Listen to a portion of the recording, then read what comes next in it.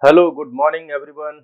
Welcome to the Manula classes. In the session of daily news analysis, today is 18th of March 2024. You are watching with Naresh Sharma. First of all, let's have a revision regarding the some current affair news and some previous day session. So try to answer the question before I provide you the correct answer. The first question is question number 1. Recently, a bill on UCC got the consent of the President of India. What is the name of this state? एक state है जिसने recently अभी UCC को पास कर पहले ही कर दिया था और the president of India has given it's consent. So here we are talking about which one of the following state? It's Goa, Uttarakhand, Rajasthan, Uttar Pradesh. So which one is the correct option? You know, the correct option is Uttarakhand. The state of Uttarakhand has become the first state after the independent India which has uh, uh, implemented the UCC, that is Uniform Civil Code. Question number 2. Who is the current Chief Minister of Uttarakhand? So I hope that you are aware about such basic factors, such basic news and current affairs, which can be asked as a shock for you, and you might find that, oh my God, it's not a big question or not a complex question, but I am still unable to answer this question correctly. So some kind of questions like this one, that who is the current Chief Minister of Uttarakhand, you will face in your examination. So always be prepared. Question number 2. Who is the current Chief Minister of Uttarakhand? Yogi Adityanath, he is the Chief Minister of Uttar Pradesh. Pushkar Singh Dhami, yes, he is the Chief Minister of Uttarakhand. Can you recall that what is the capital city of Uttarakhand? So, question number 3. The Chief Election Commission and other election commissioners appointment conditions of services and terms of office act, ये एक अलग से act आया था जिसको पास किया था government ने पार्लियामेंट में. तो ये किस ईयर ऐसा हुआ? ये जो एक नया एक्ट आया था जिसमें जो इलेक्शन कमीशन और उसमें चीफ इलेक्शन कमिश्नर, जो अदर इलेक्शन कमिश्नर्स हैं, उनका अपॉइंटमेंट, उनकी सर्विसेज, उन सबको लेकर के अलग से एक्ट बनाया था. ये कब हुआ ऐसा? So it was done in 2023. Recently ही तो हुआ है ये 2023 में, और उसी को लेकर के अभी सुप्रीम कोर्ट में भी किसी ने एक जो है PIL भी फाइल की है कि जो चीफ इलेक्शन कमिश्नर या अदर इलेक्शन कमिश्नर का जो अपॉइंटमेंट होता है उसमें जो चीफ जस्टिस ऑफ इंडिया या उस समय जो है जब डिसीजन आया था इलेक्शन कमिश्नर के अपॉइंटमेंट में, तो कहा था कि CJI भी उस पैनल में होंगे. लेकिन जब ये एक्ट आया तो उसमें CJI नहीं है, उनकी जगह पर एक कैबिनेट मिनिस्टर को रखा गया है. सो इसको लेकर के अभी बहुत ज्यादा इश्यू भी चल रहा है न्यूज में. Now we are moving toward the question number 4. Question number 4 से duping people by posing as police or law enforcement officers and threatening for arrest is associated with which one of the following? के लोगों को जो है डूप करना, उनको fake police officer या law enforcement officers बनना और उनको अरेस्ट के लिए थ्रेट करना, ये किससे एसोसिएटेड है? Virus on internet, no. Digital arrest, Trojan horse या internet of things? I hope that you can easily recall this question because in last session on 14th of March we discussed about digital arrest. You know, we discussed that one of the IS officer was also used as a source to have the fund. तो ये जो IS officer थे इनके साथ में भी fraud किया था इन्होंने, डिजिटल अरेस्ट वाला ऑप्शन वगैरह कुछ दिखा करके. तो डिजिटल अरेस्ट क्या है कि ये वीडियो कॉल वगैरह होती है इसके थ्रू और लोगों को उनके साथ में फ्रॉड किया जाता है और ऐसा जो है इम्पर्सोनेट किया जाता है कि जैसे वो व्यक्ति पुलिस ऑफिसर्स हैं या लॉ एनफोर्समेंट ऑफिसर्स हैं और उनको अरेस्ट का जो है थ्रेटनिंग करके उनको उनसे पैसा वैसा जो है ले लिया जाता है. इसी को हम बोल रहे हैं डिजिटल अरेस्ट.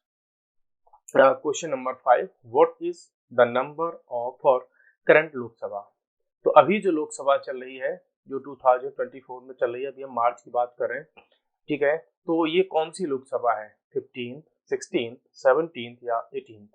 देखो बिल्कुल बेसिक सा क्वेश्चन है ना, लेकिन टू बी ऑनेस्ट आप में से बहुत सारे स्टूडेंट्स ऐसे होंगे जो इस नंबर में कंफ्यूज हो रहे होंगे। देखो अभी जो करंट लोकसभा है वो है 17th लोकसभा, और अभी जिसके इलेक्शन अनाउंस हुए हैं वो है आपकी 18th लोकसभा, जो कि अभी जो है जिसमें 4 जून को रिजल्ट आने वाले हैं, that is 18th Lok Sabha. Now who is the current speaker of the Lok Sabha, because अभी लोकसभा के इलेक्शंस होने वाले हैं, सो अभी भी और आने वाले टाइम में, ठीक है, उसमें आपके लिए इंपॉर्टेंट हो जाएगा लोकसभा से related questions. So the current speaker of the Lok Sabha is Om Birla. ये अभी करंटली क्या है, लोकसभा के स्पीकर है। What is the maximum strength of the Lok Sabha? तो लोकसभा की अभी जो मैक्सिमम स्ट्रेंथ है वो क्या है? क्या 545 है? नो। 553? नो। 555? नो। 552? यस। ये अभी क्या है, मैक्सिमम स्ट्रेंथ है ऑफ द लोकसभा की, ठीक है। तो ये आपके लिए हो गए हमारे पास में 7 क्वेश्चंस। यहाँ से हमने कुछ पॉइंट्स को रिवाइज किया। Now we are going to have some more important current affair news. So let's have all of these news one by one. The first one is big recipients unable to reveal bond donor data. अभी आपको पता होगा कि recently एक issue निकल करके आया कि जो इलेक्ट्रल बॉन्ड स्कीम है, उस स्कीम को सुप्रीम कोर्ट ऑफ इंडिया ने क्या बोल दिया, अनकॉन्स्टिट्यूशनल डिक्लेयर कर दिया, ठीक है। फिर एसबीआई को कहा कि भाई आप सारा का सारा डेटा जो इलेक्ट्रल बॉन्ड से रिलेटेड है आप इलेक्शन कमीशन को प्रोवाइड करा दीजिए। फिर एसबीआई ने कहा था कि हमारे पास उसकी मैचिंग नहीं है सर, और हम उसको जून में देंगे डेटा को। तो सुप्रीम कोर्ट ने कहा ये जून देने का चक्कर खत्म करो, 12 मार्च तक हमको डेटा चाहिए सारा का सारा। तो इन्होंने सारा डेटा किसको दे दिया, ईसी को, इलेक्शन कमीशनर को दे दिया। अब देखो बात यहाँ से निकल करके आती है कि जो डेटा दिया, अब उस डेटा से ये पता नहीं चल रहा कि जो डोनर है, डोनर ने विच किस पार्टी को डोनेट किया, और जो पॉलिटिकल पार्टी है वो भी ये बताने को तैयार नहीं है कि हमको किस डोनर ने कितना पैसा दिया। तो यहाँ पर आकर के इश्यू अटक चुका है। इसी के रिगार्डिंग में हमारा डिस्कशन है। तो मोस्ट लार्ज रेसिपिएंट्स हैं, यहाँ रेसिपिएंट्स की जब हम बात करें तो इट्स पॉलिटिकल पार्टीज।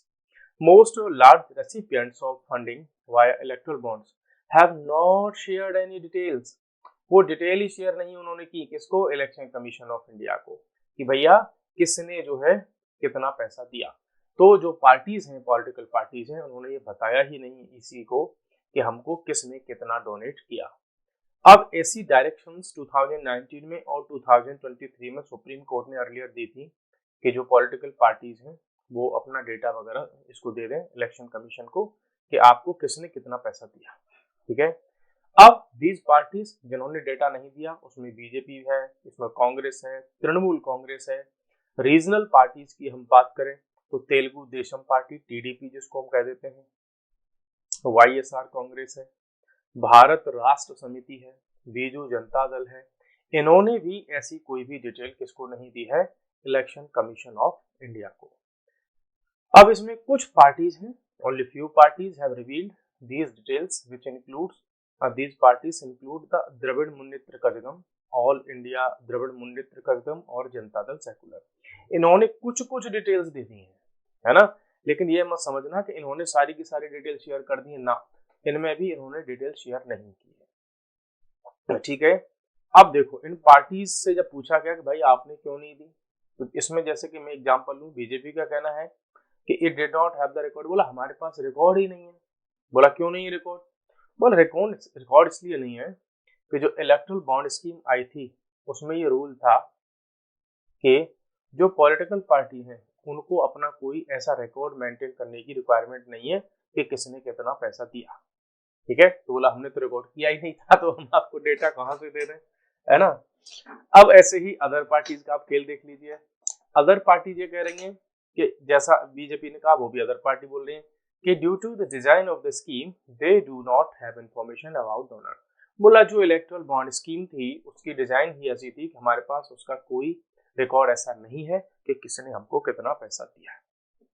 अब एक अजब गजब का केस देखिए आप कि कांग्रेस और तृणमूल कांग्रेस, टीएमसी जो बंगाल में है, और कांग्रेस मतलब वो इंडियन नेशनल कांग्रेस, इनका कहना है कि देखो भाई हमने तो एसबीआई से कहा था कि हमको आप डिटेल दे दो कि हमको किसने कितना पैसा दिया है। ठीक है, मींस ये पार्टीज एसबीआई से कह रही हैं कि हमको ये बता दो कि हमारे अकाउंट में किस किसने पैसा ट्रांसफर किया है। ठीक है, या हमको किसने कितना जो है डोनेट किया है, ये पार्टीज पूछ रही है एसबीआई से। अब एसबीआई क्या क्या कहना है, एसबीआई ने कहा कि भाई जो पॉलिटिकल पार्टीज हैं जो डोनी हैं उनके पास में सारी की सारी डिटेल ऑलरेडी है कि उनको किसने कितना पैसा दिया।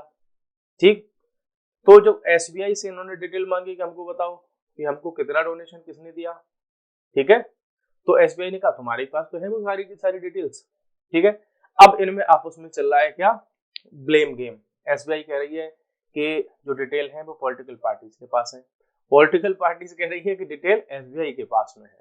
ठीक है, तो कुल मिलाकर के बात यह है कि सब एक ही थाली के चट्टे बट्टे हैं, कोई भी वो डिटेल देना नहीं चाहता।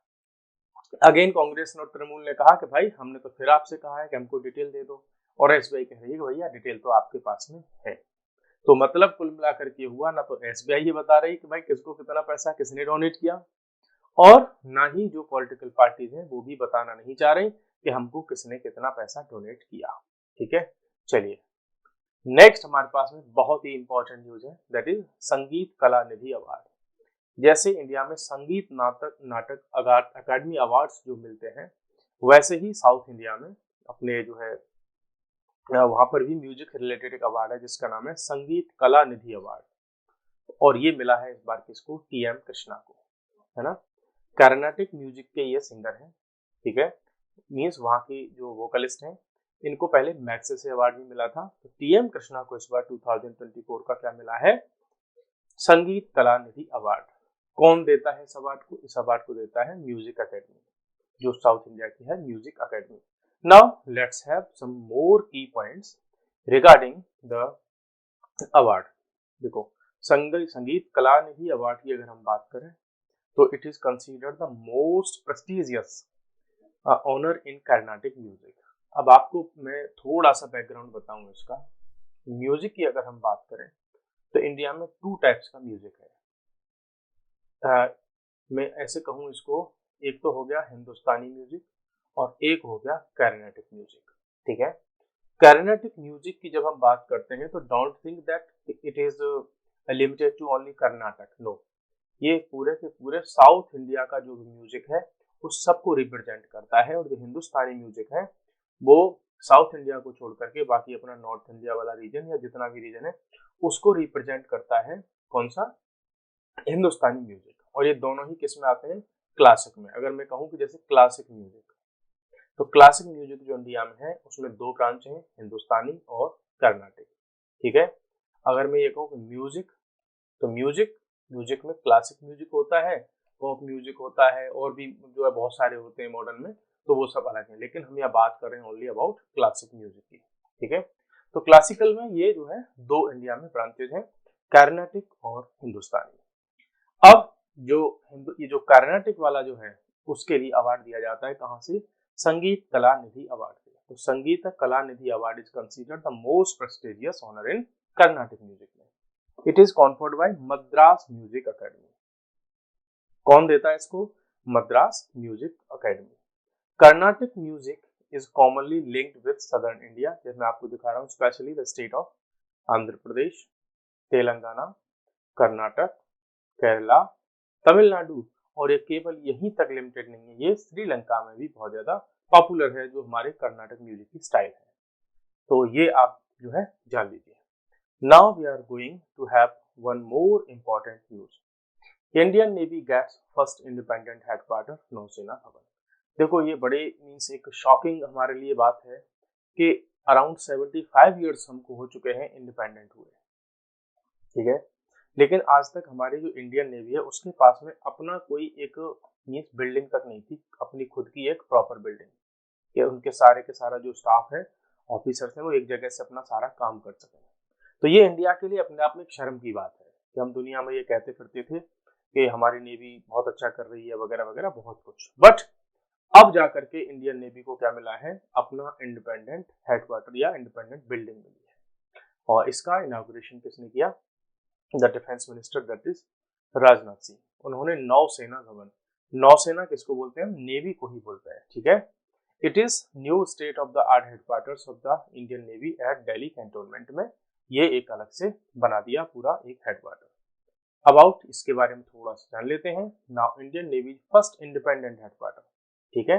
अब इसको हम इंडिपेंडेंट क्यों कह रहे हैं, देखो प्रीवियस बिल्डिंग्स की अगर हम बात करें, भाई काम तो पहले भी ये इंडियन नेवी कहीं से करती होगी ना, तो देखो इनके लिए कितनी परेशानी की बात थी कि इंडियन नेवी को 13 डिफरेंट लोकेशंस पर अपना ऑफिस रखा हुआ था इन्होंने, कि भाई स्टाफ यहाँ कम जगह कम पड़ गई, चलो ठीक है थोड़ा स्टाफ यहाँ बिठा दो, इसमें नहीं आ रहा है यहाँ बिठा दो, यहाँ नहीं आ रहा है यहाँ पर बिठा दो। तो टोटल 13 लोकेशंस पर कोई इंडियन आर्मी के साथ में, कभी कहीं इंडियन एयरफोर्स के उसमें ऑफिस में, या कहीं गवर्नमेंट के किसी और ऑफिस में, वह ऐसे करके इन्होंने छोटे छोटे ऑफिस बना रखे थे कि मीन्स एक साथ इनके पास में नहीं था। और इनको जो है बहुत ज्यादा प्रॉब्लम आती थी कोऑर्डिनेशन की। अब आप समझिए कि इनका ऑफिस में जहाँ एक नंबर है और उसको अगर 30 नंबर से कोऑर्डिनेट करना है, वो यहाँ से अगर 10 किलोमीटर दूर है ना, और कोई मीटिंग वगैरह करनी है तो कितनी दिक्कत होती होगी इनको। तो वो सब अब क्या हो जाएगा, सॉल्व हो जाएगा। और ये जो इनका जो नौसेना भवन है, इसमें अच्छी खासी जो सेंट्रलाइज टेक्नोलॉजी है वो सब उसमें बनाई गई है। इसमें जो वॉर रूम होता है वो भी इसमें बनाया गया है। बहुत कुछ इसमें क्या है जो है सेटअप इसमें किया गया है कि पूरा जो नेवी का जितना भी काम है वो एक जगह से सेंट्रल ऑफिस से चल सके। तो कोऑर्डिनेशन की जो प्रॉब्लम थी वो अब सॉल्व हो जाएंगी। नेक्स्ट हमारे पास में न्यूज में है डेरियन गैप। क्या है ये Darien gap, let's have some key points regarding this Darien gap. क्या है ये डेरियन गैप, अब फिलहाल तो ये न्यूज में है, क्यों, क्योंकि अभी फिलहाल ये इलीगल माइग्रेशन है यूएसए के लिए, उसका एक बहुत अच्छा रूट बन गया है, मेजर रूट। कैसे माइग्रेशन के लिए, इलीगल के लिए, है ना। क्या है थोड़ा सा देख लेते हैं। The Darien gap stretch densely forested, बहुत ही जंगल वाला एरिया है, अक्रॉस नॉर्दर्न कोलंबिया, अभी आपको मैं मैप पे दिखाऊंगा, located in south America and southern Panama located in north America. तो जो साउथ अमेरिका और नॉर्थ अमेरिका उनके बीच वाले रीजन से ये क्या है, डेरियन गैप स्टैब्लिश है। रफली 60 माइल्स का है, अराउंड 97 किलोमीटर का पास है ये, और जहाँ पर बहुत खतरनाक जो है उसका टेरेन है, जिसमें मडी, वेट और अनस्टेबल है, तो बहुत सारे लोग यहाँ पर मर जाते हैं। उनकी जो बोट्स वगैरह होती हैं वो डूब जाती हैं। यहाँ पर बहुत सारे जो डकॉइट्स वगैरह हैं, बहुत सारे मीन्स जो है जंगल के जो फॉरेस्ट एनिमल्स हैं वो सब है इसमें। Challenging topography, humid, swampy, rain forest as well as criminal gangs इस एरिया में बहुत ज्यादा है, जिन्होंने इस पूरे एरिया पर क्या कर रखा है, कंट्रोल कर रखा है। तो जो लोग यहाँ से इलीगली जाना चाहते हैं उनके साथ में बहुत कुछ इलीगल चीजें फिर होती हैं। ये जो क्रिमिनल लोगों का जो वहाँ पे गैंग्स बने हुए हैं वो क्या करते हैं, उनसे लूटपाट कर लेते हैं, उनको टॉर्चर करते हैं या उनको स्लेव बना करके बेच दिया जाता है। Extremely challenging and deadly one. तो यहाँ से निकल करके बहुत रेयर केस में ही कोई जो है जिंदा पहुंच पाता है, वरना ज्यादातर यहाँ पर डेथ हो जाती है। आओ अब हम एक बार देख लेते हैं कि ये है क्या। देखो मैं आपको सबसे पहले इसको दिखाता हूँ। देखो ये तो हो गया आपके पास में ये जितना वाला रीजन है, ये जो रीजन की हम बात कर रहे हैं ये है साउथ अमेरिका का रीजन, ठीक। और ये ऊपर की जब हम बात कर रहे हैं तो ये वाला जो रीजन ऐसे करके ये जा रहा है कहाँ के लिए, नॉर्थ अमेरिका के लिए, ठीक है। इधर आपका अटलांटिक ओशियन है और इधर है आपका जो है पैसिफिक ओशियन, ठीक है। तो ये वाला जो रीजन है यहाँ से निकल कर लोग यहाँ से ऐसे करके आ जाते हैं और यूं घुसते हैं और फिर यूं जाते हैं, ठीक है, इस रीजन से होते हुए। अब इस रीजन में बहुत सारे लोगों की डेथ हो जाती है, मारे जाते हैं, और उसकी वजह से ये पूरा का पूरा एरिया किसमें है, न्यूज में है ना। यहाँ से आप बड़ी आसानी से देख सकते हैं कि कैरिबियन कंट्री जो है ना, जो है यहाँ पर आपने उसको भी देखा होगा, हमने बात की थी कि पनामा कैनाल भी है यहाँ से, है ना। इधर जो इन दोनों को अटलांटिक ओशियन और पैसिफिक ओशियन को कनेक्ट जो करती है, ठीक है। चलिए मॉडल कोड ऑफ कंडक्ट, क्या है ये model code of conduct, because अभी रिसेंटली क्या हुआ है, इलेक्शन कमीशन ऑफ इंडिया ने इलेक्शन का शेड्यूल जो है पब्लिश कर दिया है। तो आपको पता होगा कि when the model code of conduct is in force, तो it is in force when the election commission of India announce its schedule to conduct the elections. तो इलेक्शन कंडक्ट कराने वाली जो डेट जिस दिन मीन्स अनाउंस की जाती है, तो उसी दिन से जो मॉडल कोड ऑफ कंडक्ट है वो एनफोर्स हो जाता है। Though the election commission of India has announce the dates for upcoming Lok Sabha elections, तो लोकसभा इलेक्शंस के लिए उन्होंने डेट्स को जो अनाउंस कर दिया है और model of code of conduct इसमें आ गया है, अब एनफोर्समेंट में आ चुका है। ठीक है, क्या है ये जानना हमारे लिए बहुत इंपॉर्टेंट है। फर्स्ट टाइम जब ये इंट्रोड्यूस हुआ था तो ये टाइम था 1960s का, जब केरला असेंबली के इलेक्शन हुए थे। तो उस समय इनको सबसे पहले कुछ ऐसा ही, मीन्स आज तो बहुत ज़्यादा एडवांस हो गया, बट स्टार्टिंग उसकी इस समय से हुई थी। टीएन सेशन जो इलेक्शन कमीशन थे, ठीक है, टीएन सेशन के बारे में कहा जाता है कि ये नाश्ते में, ब्रेकफास्ट में क्या खाते थे, ये नेता खाते थे। समझ रहे हो आप कि नाश्ते में ये नेता खाते थे, पॉलिटिकल लीडर के करियर को खा जाते थे, क्योंकि इलेक्शन कमीशन के पास में बहुत पावर होती है। सबसे पहले जो एमसीसी है, model code of conduct, it was introduced in 1991 और इसको डिजाइन किसने किया, कोडिफाई किया किसने, टीएन सेशन ने। It is a set of, है क्या, देखो, it is set of guidelines. इसमें गाइडलाइंस है बहुत सारी, किसलिए, to regulate the campaigning of political parties, कि जो पॉलिटिकल पार्टीज इलेक्शंस के लिए कैंपेनिंग करती हैं, अपना जो है एडवर्टीजमेंट करती हैं, अपनी स्पीचेस वगैरह के लिए जो नेता होते हैं उनको जो है सिलेक्ट करती हैं, उन सबको क्या करता है, ये रेगुलेट करता है। एंड कैंडिडेट्स, तो केवल पॉलिटिकल पार्टीज नहीं, बट जो इलेक्शन के लिए कैंडिडेट जो खड़े होते हैं, इलेक्शन में कंटेस्ट करते हैं, उनके लिए भी ये रूल्स, ये जो गाइडलाइंस हैं, ये रेगुलेशंस हैं, वो सब एप्लीकेबल होती हैं। कौन इसको इशू करता है, तो it is issued by the election commission of India. Its main aim is to conduct free and fair elections. क्या है इसका ऑब्जेक्टिव, कि ये करा सके फ्री एंड फेयर इलेक्शंस। कैसे कराएगा भाई free and fair elections, preventing any activities that could influence voters और डिसरप्ट द पोल प्रोसेस।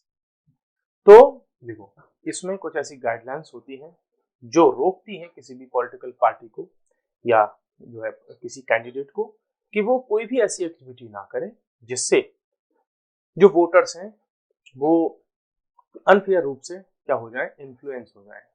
कुछ चीजें हैं जैसे अभी आप देख लेते हैं, additionally it serves as a mechanism to कव any misuse of state machinery. जो स्टेट की मशीनरी होती है उसको कोई भी पॉलिटिकल पार्टी यूज ना कर जाए, जो गवर्नमेंट की रिसोर्सेज हैं उनको कोई पार्टी यूज ना कर दे। एमसीसी हालांकि एनफोर्सेबल बाय लॉ नहीं है, लेकिन फिर भी इसका असर रहता है, और जो इलेक्शन कमीशन ऑफ इंडिया है वो अपनी पावर्स का यूज करता है। जो अदर एक्ट्स हैं उनके थ्रू फिर उनके अगेंस्ट में केसेस वगैरह लॉन्च किए जाते हैं, जैसे आईपीसी हो गया, सीआरपीसी हो गया, रिप्रेजेंटेशन ऑफ पीपल एक्ट 1951, तो इसके थ्रू उन पर केस कराए जाते हैं, या इनके एड वगैरह होता है।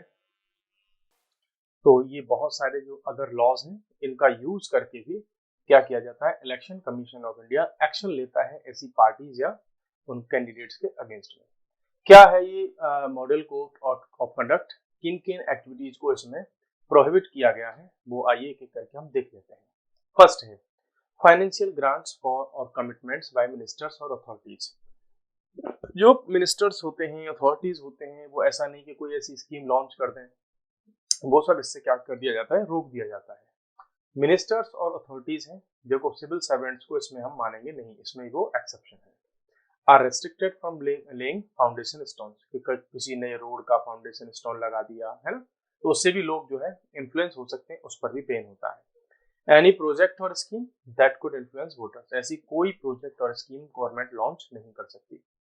Ministers are barred from utilising official machinery, कि आप कहीं पर जा रहे हैं, कहीं इलेक्शन कैंपेन के लिए जा रहे हैं, तो गवर्नमेंट का जो पैसा है, गवर्नमेंट की मशीनरी है, जैसे उसके जो पर्सनल हो गए और जो है व्हीकल्स हो गए, ठीक है, वो सब यूज नहीं कर सकते। जैसे मैं आपको एग्जांपल दूं, अभी जैसे इंडिया के प्राइम मिनिस्टर अगर ये किसी इलेक्शन की विजिट पर जाएंगे तो स्टेट का पैसा उसमें खर्च नहीं होगा, वो पैसा खर्च होगा किसका, पॉलिटिकल पार्टी का। The use of official machinery या पर्सनल फिर वहां पे अलाउ नहीं होते। बहुत सारे फंड्स होते हैं, बहुत सारे मिनिस्टर्स के पास में डिस्क्रिशनरी फंड्स उनको हम बोलते हैं, वो भी क्या नहीं कर सकते, उनको भी स्पेंड नहीं कर सकते, किसी को पेमेंट नहीं कर सकते जो मिनिस्टर्स हैं, ठीक है, या जो भी अथॉरिटीज हैं। Government accommodations should not function as campaign offices. देखो गवर्नमेंट के बहुत सारे ऑफिस होते हैं जहाँ पर गवर्नमेंट के ऑफिसर्स या मिनिस्टर्स आते हैं, तो उनको गवर्नमेंट का जो गेस्ट हाउस होता है वहां पर ठहरने की जगह मिलती है। लेकिन जब जो चाहे वो पीएम हो या कहीं के सीएम हो, वो यदि इलेक्शन कैंपेन के लिए जाएंगे तो फिर उनको वो स्पेस वो फ्री में अवेलेबल नहीं होगा। Advertisements at the expense of the public exchequer, कि गवर्नमेंट में जो लोग हैं वो अगर न्यूज़पेपर वगैरह में कोई भी एडवर्टीजमेंट देते हैं तो उसका पैसा पॉलिटिकल पार्टी देगी, ना कि स्टेट या ना कि जो गवर्नमेंट है, ठीक है। तो पब्लिक एक्सचेकर मींस पब्लिक का जो फंड है, that is government of India का फंड, उससे पैसा बिल्कुल कहीं पर भी नहीं जाएगा। Avoiding the misuse of official mass media. अब देखो सपोज करो कि जो पार्टी इस समय केंद्र में पावर में है ना, तो वो चाहे तो जैसे डीडी न्यूज है या और भी जो गवर्नमेंट के रेडियो चैनल्स हैं, एफएम चैनल्स हैं, टीवी के लिए चैनल्स हैं, है ना, न्यूज़पेपर के लिए कुछ मैगजीन्स वगैरह आती हैं जैसे योजना है, कुरुक्षेत्र है ना, तो उन सबको जो पार्टी पावर में है वो अपने पर्सनल गेन के लिए यूज नहीं कर सकती, मीडिया वगैरह को यूज नहीं कर सकती कोई एक पॉलिटिकल पार्टी, ठीक है। तो ये क्या है, मॉडल कोड ऑफ कंडक्ट के मैंने आपको बेसिक से रूल्स यहाँ पर बता दिए। सो गाइस, आज हमने मॉडल कोड ऑफ कंडक्ट को थोड़ा डिटेल में जान लिया, क्या है, कैसे इसकी स्टार्टिंग हुई, कब से क्या है, ये देख लिया हमने। गैरेंट गैप भी समझ लिया जो कि ज्योग्राफी में न्यूज में रहा है, लीगल माइग्रेंट्स की वजह से, बिकॉज इंडिया के भी कुछ लोग यहाँ पर बहुत सारे पकड़े गए थे, डेथ वगैरह भी हो जाती है उस सब के लिए। फिर हमने इससे पहले देखा कि इंडियन नेवी का अब अपना एक इंडिपेंडेंट हेडक्वार्टर बन चुका है। फिर हमने देखा कि संगीत कला निधि अवार्ड जो है मिल चुका है किसको, टीएम कृष्णा को, जो कि कर्नाटक म्यूजिक में मिलता है। उससे पहले फिर हमने डिस्कस किया कि जो बड़ी बड़ी पार्टीज हैं या वो स्टेट लेवल की पार्टीज हैं वो डोनेशन से रिलेटेड फंड्स को नहीं बता रही, उनकी डिटेल्स को शेयर नहीं कर रही, ठीक है। तो ये अभी क्या है, ब्लेम गेम इसमें चल रहा है। सो गाइस, 7 क्वेश्चन भी हमने इसमें डिस्कस किए थे, और नेक्स्ट वाले सेशन में फिर से हम मिलते हैं इन टॉपिक्स को रिवाइज करते हुए विद एमसीक्यूज। सो आज के सेशन में इतना ही, कल फिर मिलते हैं नेक्स्ट सेशन में। तब तक के लिए बाय बाय, टेक केयर।